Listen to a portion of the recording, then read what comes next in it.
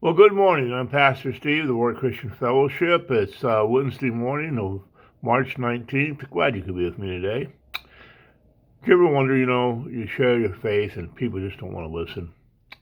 Well, the Bible says in 1 Corinthians chapter 1, verse 18, "For the word of the cross is folly to those who are perishing, but to us who are being saved, it is the power of God." I remember one time a story about a little boy that used to play out behind his house in this big field.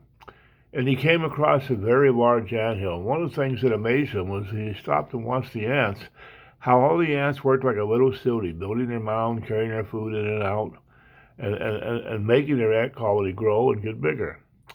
Well, a few days later, he heard a terrible noise out there, and he looked outside, and there was a bulldozer turning that whole field over for a new power station that was going to be up.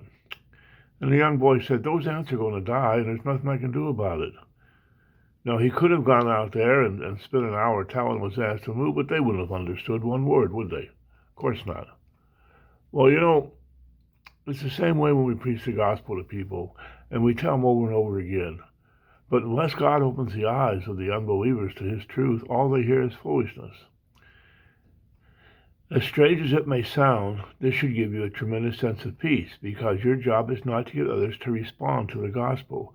Your job is to share the gospel, and that's all. Don't be discouraged when family and friends don't respond to the message of Christ. Instead, pray that God would open their eyes and they'd see the gospel for what it truly is, the power of God. Pray for your lost friends who reject the gospel. Ask God to open their eyes, and they'll see the power in his truth.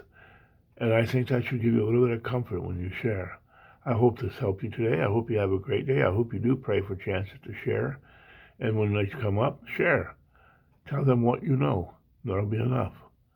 May God bless you. May you have a great day. I'll see you tomorrow. Be well, friends.